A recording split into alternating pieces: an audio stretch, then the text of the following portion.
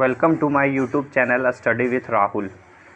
आज हम लोग महात्मा गांधी के बारे में पढ़ने जा रहे हैं, जो कि सभी प्रतियोगिता परीक्षा में अति महत्वपूर्ण है। इस टॉपिक से एक क्वेश्चन हमेशा पूछा ही जाता है और कोई एग्ज़ाम में एक से भी ज़्यादा पूछा जाता है। तो चलिए आइए पढ़ते हैं। ध्यान से पढ़िए, एकदम एग्ज़ाम ओरिएंटेड बनाया गया है। बहुत ही अच्छा नोट्स है, इससे ही क्वेश्चन आएगा। अगर कोई किसी एग्ज़ाम में जीके जीएस से क्वेश्चन पूछा जाता है हिस्ट्री से, तो क्वेश्चन इसी से ही आएगा। तो चलिए पढ़ते हैं। सबसे पहले देखते हैं महात्मा गांधी। तो महात्मा गांधी का पिताजी का नाम करमचंद गांधी था और माता का नाम पुतलीबाई था। पत्नी का नाम कस्तूरबा गांधी था। महात्मा गांधी के 4 बेटे थे, जिनका पहला बेटा का नाम हीरालाल था, दूसरा बेटा का मनीलाल था, तीसरा बेटा का रामदास था और चौथा बेटा का देवदास था। 13 साल की उम्र में उनका विवाह कस्तूरबा मरवंजी से हुआ। मतलब कि 13 साल की उम्र में ही उनका विवाह हो गया था कस्तूरबा गांधी से, जो कि कस्तूरबा मरवंजी थी शादी से पहले। प्रतिदिन करीब 18 किलोमीटर पैदल चलते थे, यानी जिंदगी भर जितना चले उसमें पृथ्वी के 2 चक्कर लग जाते हैं। सोचिए, गांधी जी ने इतना चला और प्रतिदिन 18 किलोमीटर पैदल वो चलते थे। 5 बार नोबेल शांति पुरस्कार के लिए नामित किए गए। 5 बार उनका नाम नोबेल शांति पुरस्कार के लिए नॉमिनेट हुआ। 4 महाद्वीप, 12 मुल्कों में नागरिक अधिकारों से जुड़े आंदोलन का श्रेय उन्हें जाता है। ब्रिटेन ने उनकी मृत्यु के 21 वर्ष पश्चात उनके सम्मान में डाक टिकट जारी किया। ब्रिटिश द्वारा, यानी कि ब्रिटेन ने जब उनकी मृत्यु हो गई तो 21 वर्ष पश्चात 21 साल के बाद उनके सम्मान में डाक टिकट जारी किया गया। अब हम लोग आगे देखते हैं गांधी जी का प्रारंभिक सत्याग्रह। गांधी जी ने जब साउथ अफ्रीका से वापस लौटे थे तो गांधी जी ने यहाँ आके जो सत्याग्रह किए थे उसके बारे में हम लोग पढ़ते हैं। सबसे पहला सत्याग्रह था चंपारण सत्याग्रह, जो कि 1917 में उन्होंने किया था। चंपारण सत्याग्रह का क्या कारण था, क्यों हुआ था, किसके लिए किया गया था, चलिए आइए देखते हैं। उस समय किसान के एक अनुबंध 3/20 व 20 कट्ठा में 3 कट्ठा भारा पर नील की खेती करने के लिए बाध्य किया गया। इस 3 कट्ठिया पद्धति कहते हैं। किसान इसे छुटकारा चाहते थे। इसके लिए राजकुमार शुक्ल ने गांधी जी को आमंत्रित किया। तब गांधी जी ने सत्याग्रह शुरू किया। सरकार झुकी, जांच के आयोग का गठन किया गया तथा इस पद्धति को समाप्त किया गया।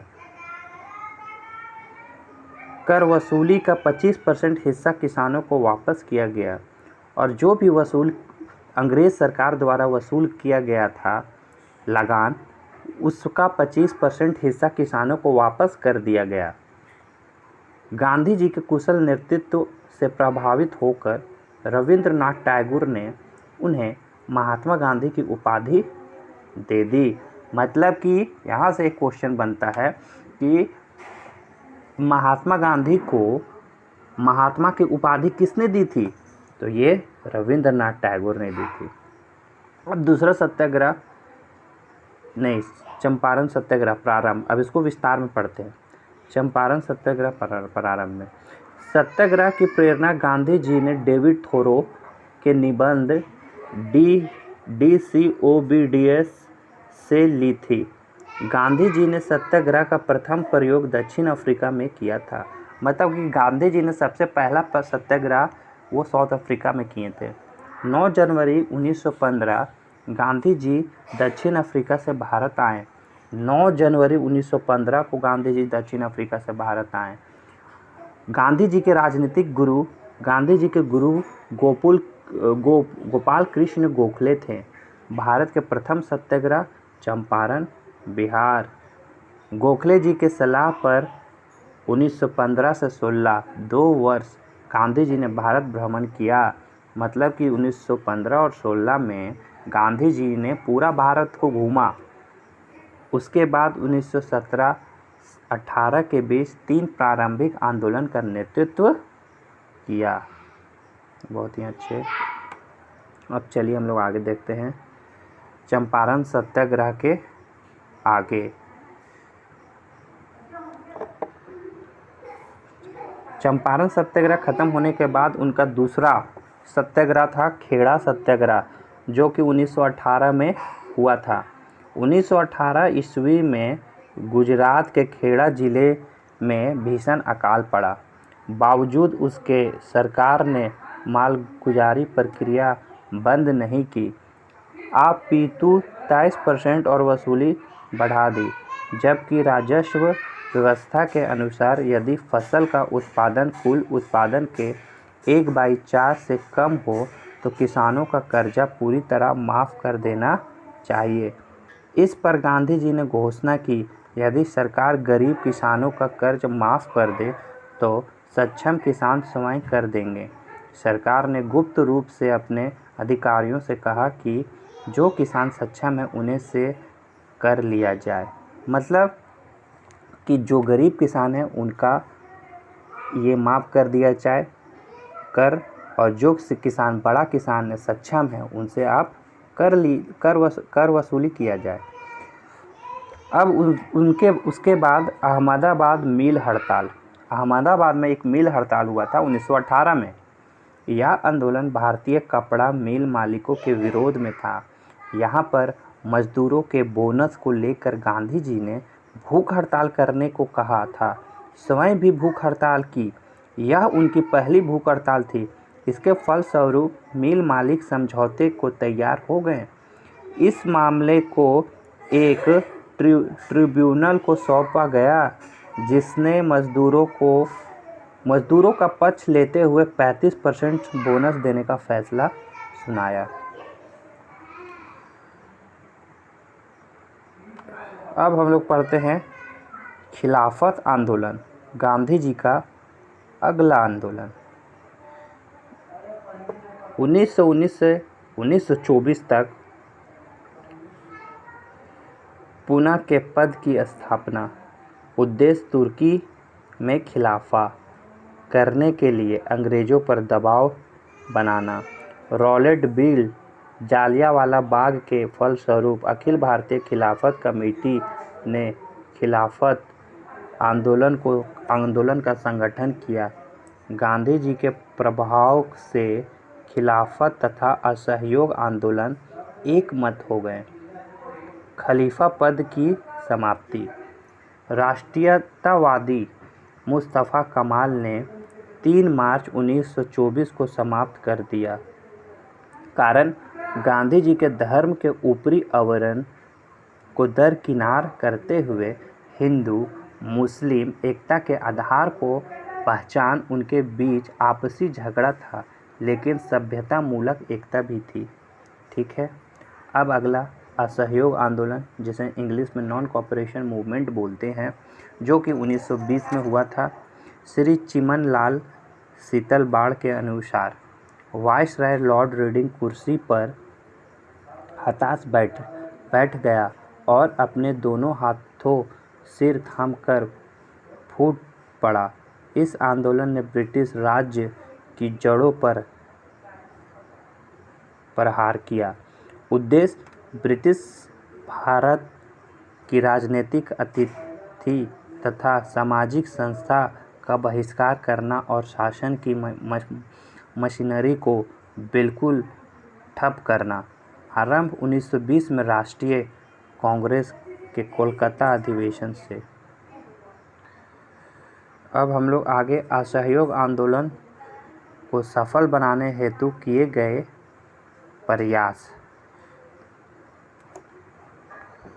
सरकारी उपाधियां, वैतनिक तथा अवैतनिक पदों का त्याग, सरकारी उत्सव अथवा दरबारों में सम्मिलित न होना, सरकारी एवं अर्ध सरकारी स्कूलों का त्याग, 1919 के अधिनियम के अंतर्गत होने वाले चुनावों का बहिष्कार, सरकारी आंदोलनों का बहिष्कार, सरकारी अदालतों का बहिष्कार, विदेशी माल का बहिष्कार।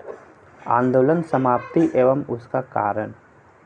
गांधी जी ने कहा था आंदोलन पूरी तरह अहिंसक होना चाहिए, किंतु फरवरी 1922 में चौरा चौरी कांड की वजह से इसे स्थगित कर दिया गया। चौरा चौरी कांड। चौरी चौरा उत्तर प्रदेश में 4 फरवरी 1922 गोरखपुर के पास एक कस्बा है। यहाँ 4 फरवरी 1922 में भारतीय आंदोलनकारियों ने ब्रिटिश सरकार की एक पुलिस चौकी को आग लगा दी, जिससे उसमें छुपे हुए 22 पुलिसकर्मी जिंदा जलकर मर गए। इस घटना को चौरी चौरा कांड के नाम से जाना जाता है।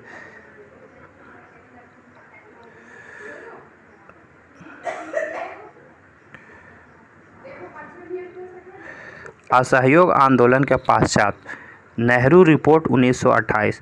लॉर्ड बर्कनहेड भारत सचिव ने राष्ट्र नेतृत्व को एक ऐसा संविधान बनाने की चुनौती दी जिसे सभी स्वीकार करें। 1927 के मद्रास अधिवेशन में यह तय किया गया कि अन्य राजनीतिक दलों की सहमति से संविधान का मसौदा बनाया जाए। 19 मई 1928 को डॉक्टर अंसारी की अध्यक्षता में सम्मेलन हुआ। इसमें मोतीलाल नेहरू की अध्यक्षता में एक समिति गठित की गई, जिसे संविधान का मसौदा तैयार करने का कार्य सौंपा। नेहरू समिति ने 28 अगस्त 1928 को अपनी रिपोर्ट सौंपी। इसे लखनऊ में आयोजित सभा में स्वीकार कर लिया गया। नेहरू समिति रिपोर्ट की सिफारिशें। भारत को डोमिनियन स्टेट का दर्जा दिया गया। सांप्रदायिक निर्वाचन प्रणाली को समाप्त किया गया। संयुक्त निर्वाचन प्रणाली अपनाई जाए। भाषाई आधार प्रांतों का गठन हो। धर्मनिरपेक्ष राज्य होगा, किंतु अल्पसंख्यकों के धार्मिक एवं सांस्कृतिक हितों को पूर्ण संरक्षण होगा। केंद्र एवं प्रांत में संघीय आधार पर शक्ति विभाजन। भारत में उच्चतम न्यायालय की स्थापना। संघ लोक सेवा आयोग की स्थापना। अब हम लोग साइमन कमीशन को देखेंगे। साइमन कमीशन कब भारत आया? साइमन कमीशन क्या था? 1919 में भारत शासन अधिनियम की समीक्षा के लिए इस आयोग का गठन 1927 में किया गया। अध्यक्ष सर जॉन साइमन थे।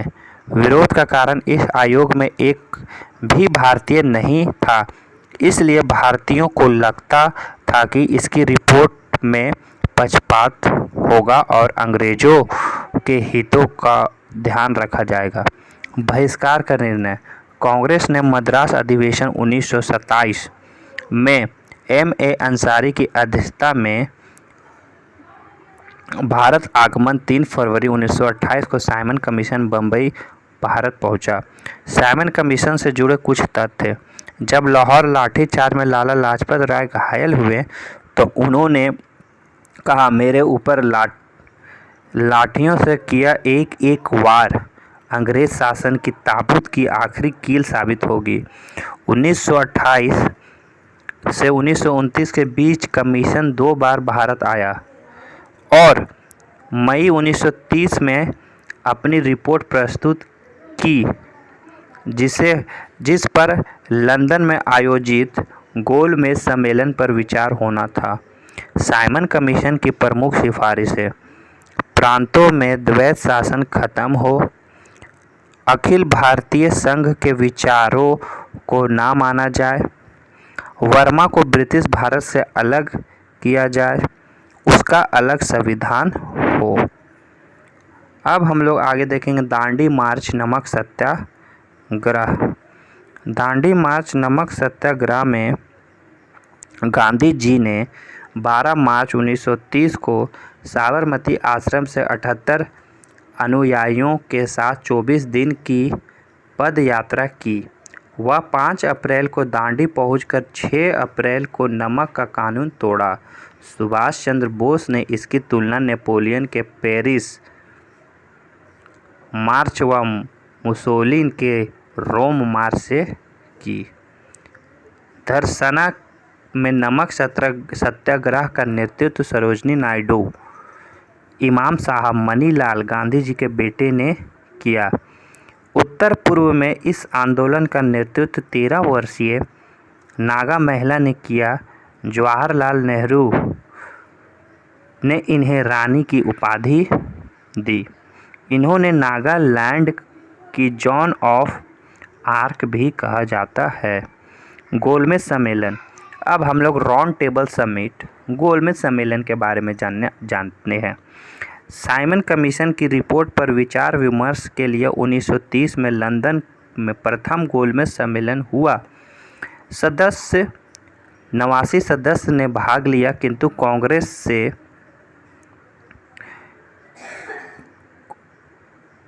से नहीं। गांधी इरविन समझौता। ब्रिटिश राजनीतिज्ञ कांग्रेस व गांधी जी का साथ चाहते थे। इसी के चलते गांधी जी और वायसराय के बीच वायसराय इरविन समझौता हुआ। गांधी इरविन समझौता का क्या उद्देश्य था, चलिए उसके बारे में हम लोग पढ़ते हैं। इसके तहत कांग्रेस की ओर से द्वितीय गोलमेज सम्मेलन में भाग लेने तथा सविनय अवज्ञा आंदोलन में बंद करने की बात मान ली गई।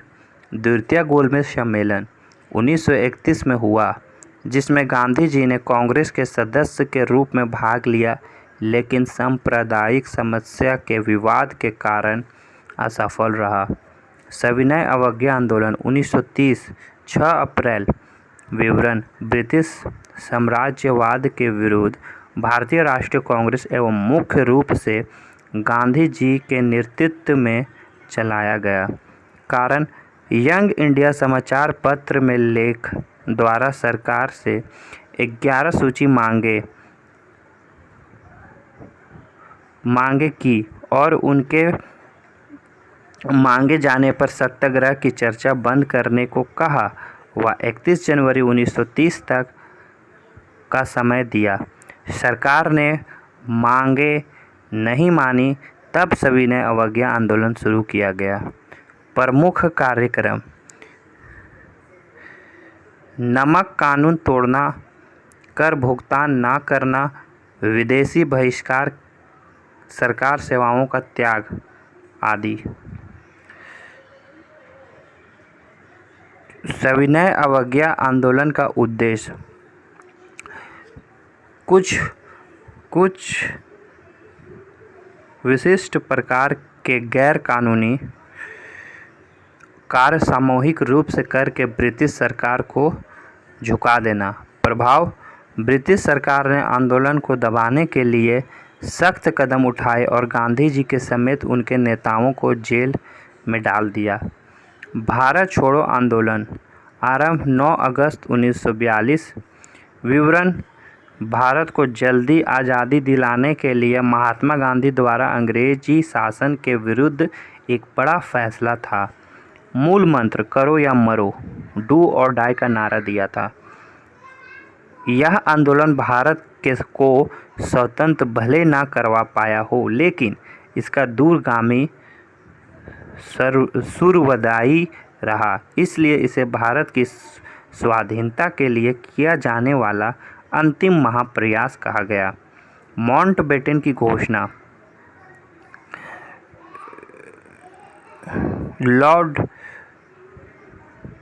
लॉर्ड बाउवेल के स्थान पर लॉर्ड माउंटबेटन को फरवरी 1947 में भारत का वायसराय नियुक्त किया गया। तब उसने ऐलान कर दिया कि ब्रिटिश भारत को स्वतंत्रता दे दी जाएगी, लेकिन उसका विभाजन भी होगा। हाँ, तो ये महात्मा गांधी के ऊपर ये वीडियो समाप्त हो गया। अगर आपको अच्छा लगा तो इसे ज़्यादा से ज़्यादा शेयर करें, पसंद आया तो लाइक करें, और जो नए बच्चे हैं, नए भाई बंधु हैं जो देख रहे हैं, प्लीज़ उसे सब्सक्राइब करें। Thank you. और इस तरह का वीडियो और भी देखने के लिए आप कृपया करके कमेंट करें। आप अगर आपको ये वीडियो, इस तरह का वीडियो पसंद आता है, और अगर आप चाहते हैं कि इस तरह का वीडियो और मैं आप लोगों के सामने लेकर आऊँ, तो प्लीज़ आप कमेंट करके हमें बताएं। धन्यवाद।